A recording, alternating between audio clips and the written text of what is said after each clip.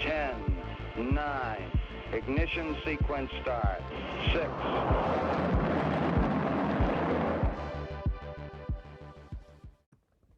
Hello, and welcome to Rocket Fuel, your daily update of everything that's happening in the Rocket Pool community.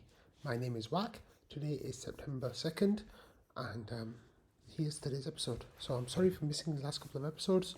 I was traveling and I was hoping I'd be able to record a little bit, but I wasn't able to, so sorry about that. But I'm here now, and hopefully I'll be able to record every day for the next few days.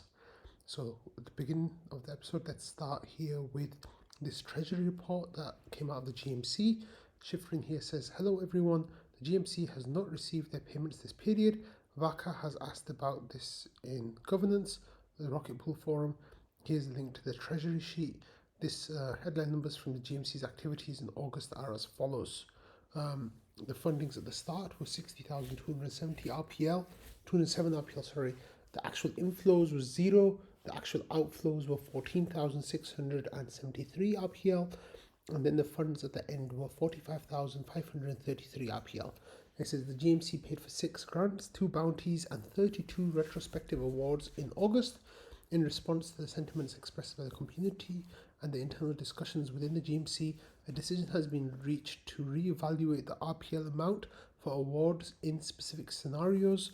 Additional information on this matter is available for your reference and here in this link.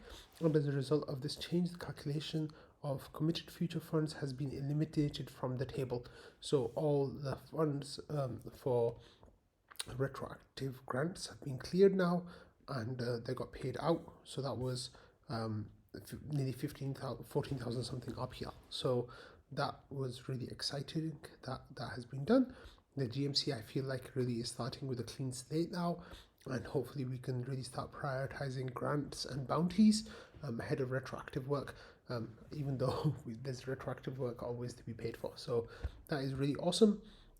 Let's see what else is coming out of the GMC. We've got a whole lot going on here. So here, another post by Shifrin says GMC decisions, grants, boundaries, and retro recalculations. So Shifrin explains on August 28th, the GMC deliberated internally on how to handle recalculating RPL amounts. Below you'll find the newly introduced procedures accompanied by the corresponding affirmative and opposing votes. And then it says bounty RPL amounts will be recalculated every quarter. 6 people said yes, 2 people said no. 2, a grant is designated as large if it is over $40,000. 7 people said yes, 1 person said no. 3, large grant RPL amounts will be recalculated every quarter. 5 people said yes, 3 people said no. And then 4, pre-existing retrospective awards will be calculated at time of payment. 8 people said yes. So it says individual members' vote can be viewed on the GMC member activity sheet. So let's have a quick look at the GMC member activity sheet. So it covers things like meetings, who attended what meeting, if they sent notes in advance, or if they attended or not, and then that's color coded. Information here about payments. It shows all the different nonces and whether people signed them, executed them, whether they took part in that or all or not. Then with channel activity, every member's it says posting governance, including, that's in Discord, including private GM channels and private GM threads. And then that's got the information. So in August, I had 232 comments. Shifrin, who's the admin, had 338. And then the closest person behind me was Joe at 104. So I feel quite proud of that. Next, we have forum statistics, and it says this sheet is not an accurate estimate. In many cases where members may not have been signed in while reading, or cases where members never signed in regularly, and then that's got information that you can read there as well. With award cycles, it tells you who voted on what and how, and then with GMC's decisions, here it has information of whether the person voted yes, no, abstain, or not a member, and then it's got some of the discussions that were there. So the most recently, these were discussions from the end of August. So we had bounty should be calculated every quarter, And here we had Joe and Ken who said no, and everyone else except Object had said yes. Then we have large grants above 40,000. Everyone said yes except Joe, who actually I think was saying that it should be a smaller number. Grants calculate every quarter. Here we had Dondo and Joe saying no, and me also saying no, and everyone else saying yes. And then recalculate past retros at time of payment, and then 8 out of 9 members who voted on that said yes. So that was really cool, and it was nice to get this sheet out there because it really gives the community an idea of what's going on and like who's voting how and what their thoughts are. So that's really awesome. So now that we were talking about grants for a few minutes, it's worth noting that there is now a new grants period that has started. So this is for September, which keen viewers will know that it's not supposed to be a grants month because we just had one in July. So the next one should have been October. However, of course, we now know that we're on the monthly basis now, so the timings and stuff has changed. So the main thing that you want to know, of course, is how this has impacted timing. So key information here is that the application period will start on around the 1st of each month, and then that will actually close on the 9th of the month. So that's something you should definitely keep in mind, that the application window is actually shorter. And like here, Shifrin says, this thread for applications for Rocket Pool September grants, please only post grant applications in this thread. If you'd like to discuss and or ask questions about the applications you see in this thread, we ask that you do so in a separate forum link, and then there's a link which has been established for all community discussions related to this round of applications. Only those grant applications that are posted in this thread and timestamped by September 9th will be considered. Any grants posted after the deadline will be carried over to the next grant period. So, for the first 9 days, it's people posting. For the next 6 days, from the 11th to the 15th, this is where the discussion meetings takes place in the GMC. So one meeting for each subcommittee. And then after that, we'll have the negotiation period, which will go from the 16th to the 22nd. Scoring deadline will happen on the 23rd, and the award announcement will be on the 24th. So it's a week shorter. So then, the GMC will have a week off between the award announcement and the start of the next period. And I presume that week could be used for a challenge period if you want to challenge, if the PDAO wants to challenge a particular award amount. So that's something really interesting to know. The thing that I really like the most here is this negotiation period, and I think that's a great way to kind of build a communication between the grant recipient and the GMC if the GMC is not deciding to fund the grant at 100% or defer or decline the grant, because they can really help kind of iron out any issues before anything happens. So here, there's a template of what you can do and what the information you need is. So definitely go and check that out if you're interested in applying for a grant. And speaking of applying for grants and they're being rejected, here we have the appeal GMC decision snapshot vote for GA032303. This of course is Ramana's rocket split contract. And at the moment, we've had 5,500 votes out of 5,700 votes, and of those, 3,300 are voting in favor of this to pass, 2,100 are voting to abstain, and only 32 votes are voting against. And the person who's voting against saying that it should be the case that Ramana just reposts their grant and then the GMC can accept it. So there's some really interesting things happening there. I think we should hit quorum probably tomorrow, and then it looks like Ramana will be funded for Rocket Split, which of course I am in favor of because I like that. So yeah. Okay, speaking of well, not quite. That transition didn't really work. Sorry about that. What happened is we had this node operator here who started to exit their validators. So there were, a whale here with a one whale, and they started exiting their validators, and I think it was 240 validators that they're exiting in total. And it's really funny that this happened at the same time that that Thomas started making new validators. He was making over 200 new bond reductions, and yeah, like there was a bit of a battle going on between the whale. It was a kind of whale battle, but I guess people are kind of paying attention to this and be like, oh no, more people are leaving the Rocket Pool protocol. Like, this person's got 240 validators. That RPL is going to be dumped on the market. So people were just kind of like hesitant and wondering what was going on with that. But then Marceau popped into trading, and he said, yeah, Rocket Doc gave some information here. So he said, so a guy with 230 mini pools exits, and there's 30,000 RPL that isn't staked anymore. So, with the idea that that's going to come onto the market. And then Marceau says, this isn't a seller. More will be cleared in a few days when the RPL moves. In fact, we have the opposite problem. We have an OTC buyer who can't find a counterparty to sell. If anyone here wants to sell over the counter in decent size, DM me. So that's really cool that Marceau's popping in and like adding some clarifying information here, because I think everyone's kind of spooked and kind of jittery, and any words of comfort are really appreciated when it comes to these big potential sells. So thanks, Marceau, for kind of clarifying that information. But yeah, for a while on like a couple of nights ago, there was some real to and fro going on between Thomas starting new validators and that person exiting validators. Definitely keep an eye on the RPL as more information becomes available. Okay, so a couple of nights ago, we had the new snapshot rewards period.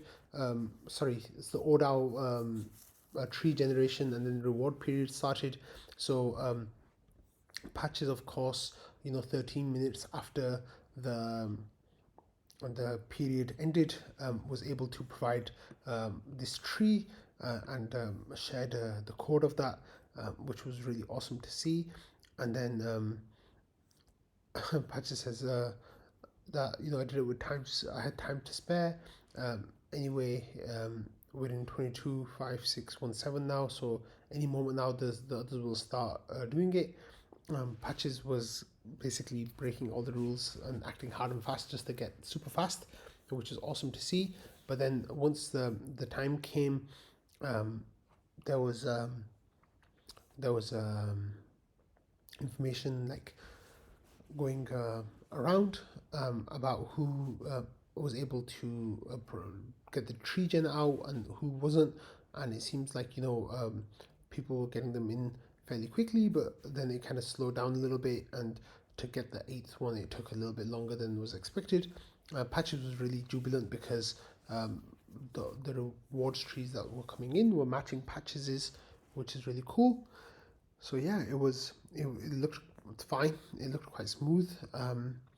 Here you can see that Bankless were first, and then Lighthouse was second, then Superfizz was third, then Anything Solo was fourth, Coinbase Ventures fifth, Beacon Chain sixth, Blockchain Capital was seventh, and Rocket Pool Team Node was eighth, and Rocket Scientist was ninth, and Crypto Manufacturer was 10th. And then that was it. The rewards snapshot happened, but it took 45 minutes for the whole thing, basically from the period to end to the next one to begin. So that was really great. I think not everyone is still using rolling records. So once that gets activated by everyone, then I think that will speed up the process even more.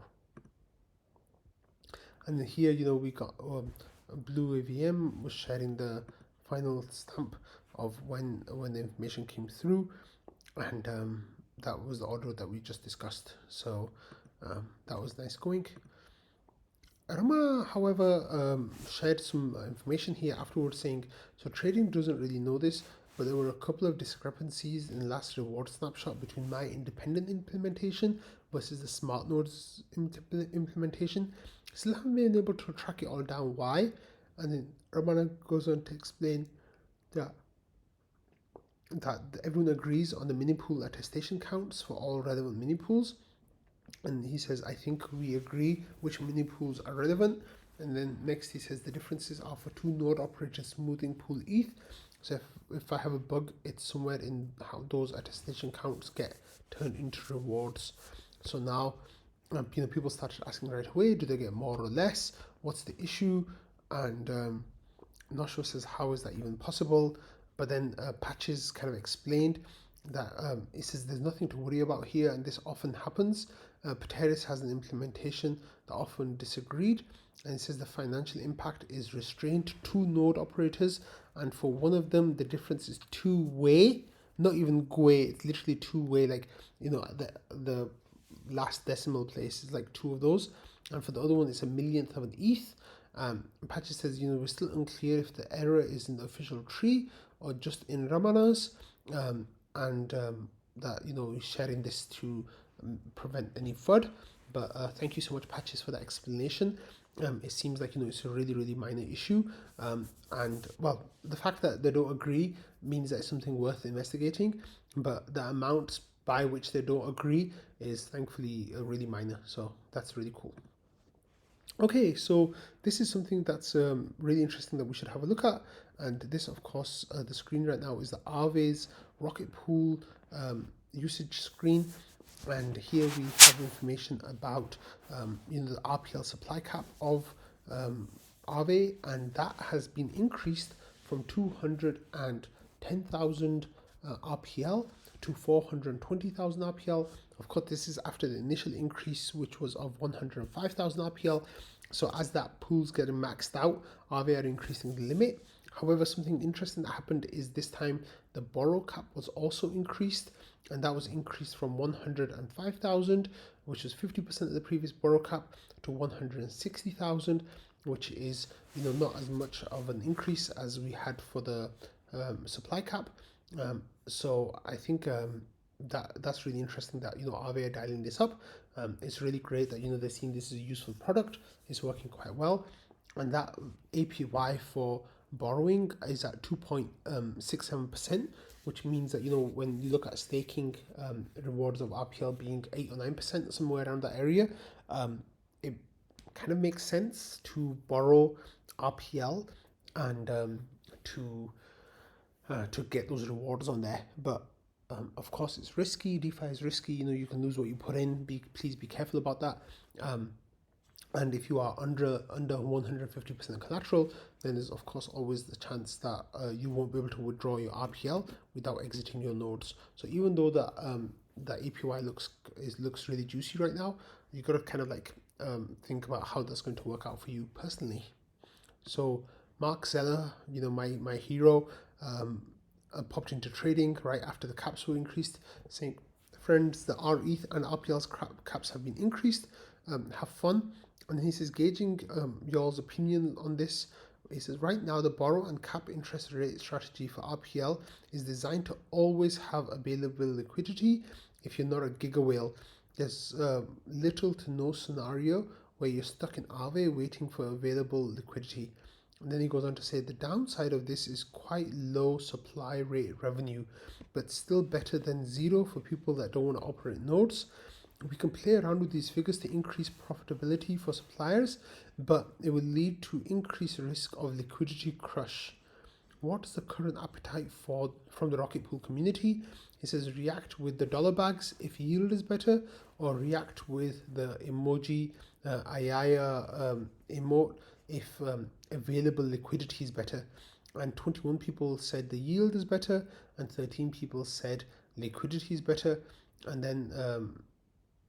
then Mark explains that this is not a binary choice, and it's a full spectrum of small adjustments. So yeah, definitely keeping an eye on how this turns out, because it's very interesting in what Mark is kind of gauging from the community here, and I'm interested to see how this additional yield aspect of the Aave's pools will take effect. Okay, so next we had this tweet from Nethermind saying that there was an issue with a file, and now Nethermind have an updated client with a fully working config.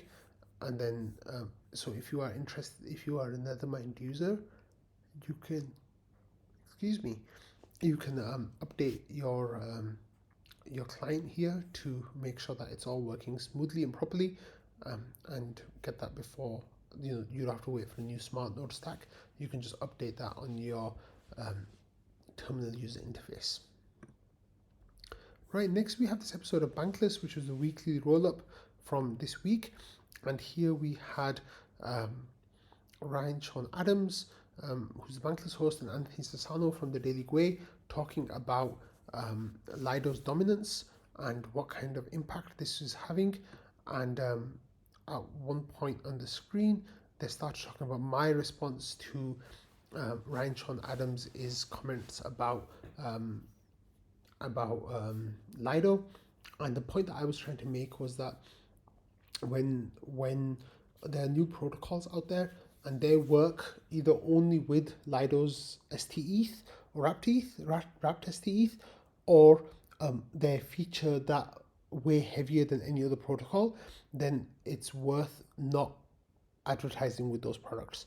So I know Anthony Sassano doesn't run any ads on his show, but Bankless and others like Bankless, the Ethereum-based channels, frequently run ads for services that are very Lido integrated. And I'm not talking about things like Gravita here, where they give equal weight to Lido as they do to RETH and other services.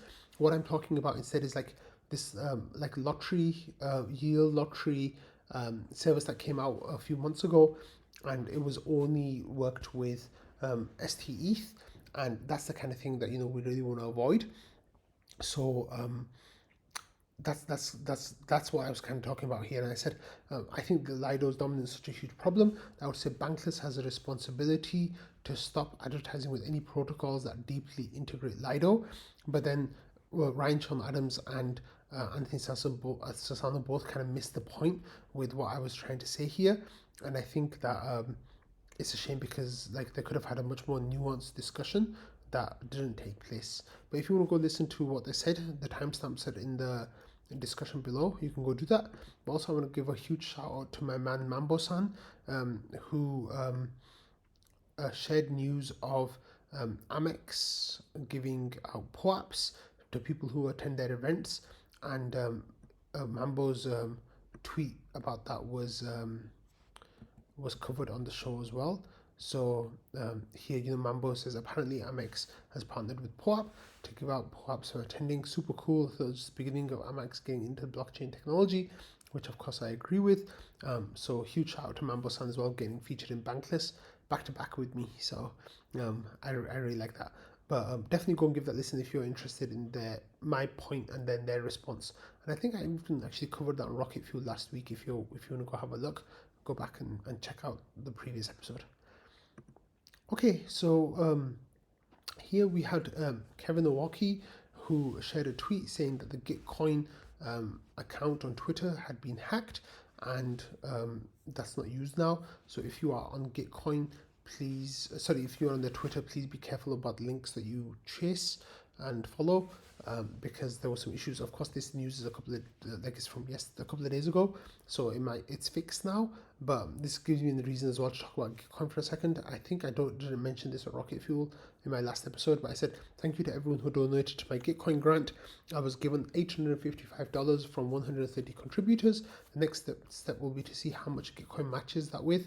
I'll get the POAP out to you as soon as I get access to the addresses who donated.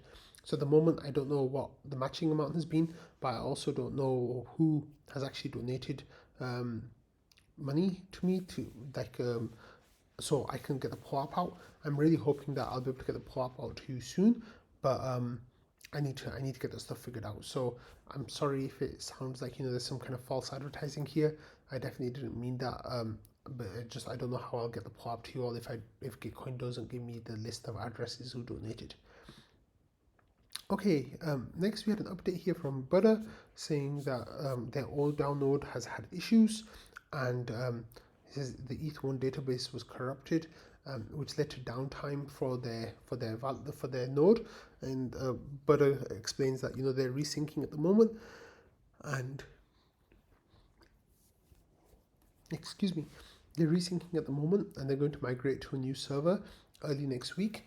I just don't know if the resync will be faster than the server migration, but they're expecting some downtime over the next few days. So Jasper, of course, said, thanks, appreciate the notice, thanks, and I hope it all goes smoothly. This is the kind of oDAO activity we want to be seeing, where the oDAO members kind of make it clear of what's happening with their nodes and kind of sharing it with the whole community, because we really want that information. Okay, next there was a series of interesting comments that kind of came out on Twitter. So Superfizz said these providers are committed or in the process of committing to self-limiting it to less than 22% of Ethereum validators. This is how our chain will be successful. Coordination above greed, cooperation instead of winner takes all. And then he tagged Rocket Pool, Stakewise, Stader, and Diva Staking. Saying that all of these have signaled to stop at 22%, and then Swell responded as well, saying the Swell core team intends to self-limit to 22% of all validators to ensure maximal Ethereum alignment. So this was a nice wave of people just kind of positioning that they won't align with protocols that use over 22% of validators. And of course, Lido is now dangerously close to 33%, which is where they can start causing finality issues and other kinds of reorgs and stuff. If that, I'm not accusing them of obviously doing that, but things kind of come onto the table at 33% that might not have been on the table before. So it's definitely something to keep an eye on. And Jasper says you love to hear it. You love it even more to hear it reaffirmed. So yeah, that's really cool stuff. Thank you for that, Swell, and others. And based on that tweet and other discussions that have been happening, here we had Braden Lindria writing on Cointelegraph about how a lot of staking protocols are agreeing to limit at 22%. It's just a shame that Lido is not doing that. So here, they use Superfizz's tweet, and then they're sharing Lido's screen cap of their snapshot vote, where 99.81% of people said don't self-limit and 0.19% of people said yes, do self-limit. So it was just obscene, that vote. And yeah, there's a lot happening here. And this is Mippo here had an interesting point that you can agree or disagree with, but it says because they have way less market share, then now it's easy to chirp from the cheap seats. This has nothing to do with the Ethereum alignment. None of these teams will self-limit if they were in Lido's position. Everyone is doing the economically selfish and rational thing, and they're just trying to get themselves a bigger slice of the pie. So that is, yeah, everyone is doing the economically selfish and rational thing. Yeah, so I guess that's a counter opinion. If you wanna follow that, you can check out Mippo's tweet in the article. Okay, next we're going to talk about rocket fuel. Of course, it's the 2nd of September today, so that means that we have a new month of contributors and awards for them.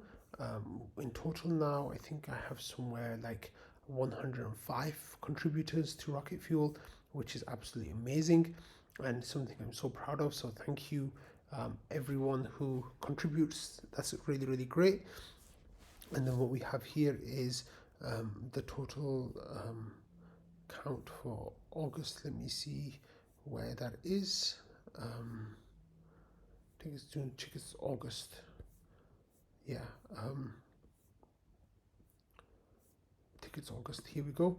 So we had, let me see what the actual August leaderboard is.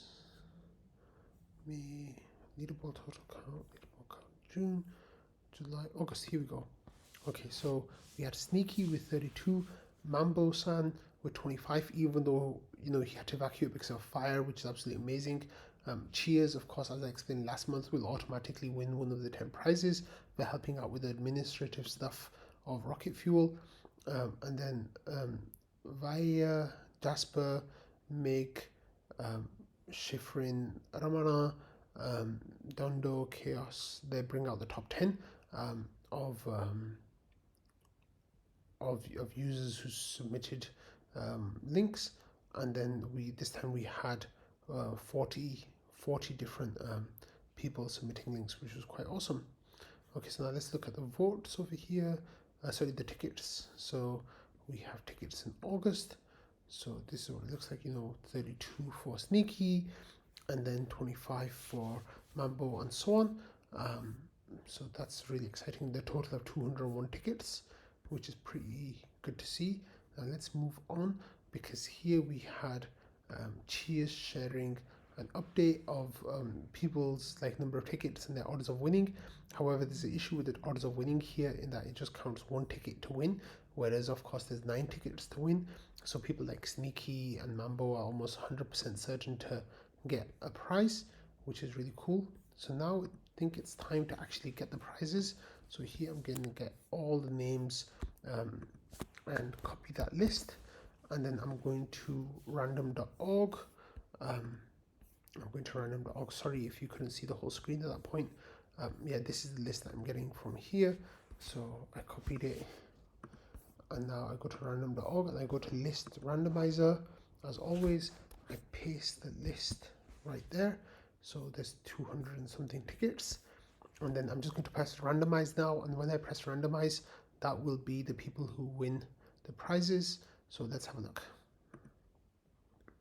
Right, so RPL Maxi, Jasper, Cheers of course was already going to have a prize, Via, Sneaky Ninja, Mambo, Dondo, and then Via again, so that's one gone. So Ramana is 8, Meg is 9, Patches is 10. So I think that is the top 10. So we have RPL Maxi, Jasper, Cheers, Via, Sneaky, Mambo, Dondo, Ramana, Meg, and Patches. So those are the 10 people who won prizes this month. So congratulations. I'll be reaching out to all of those people soon to get all that arranged and set up.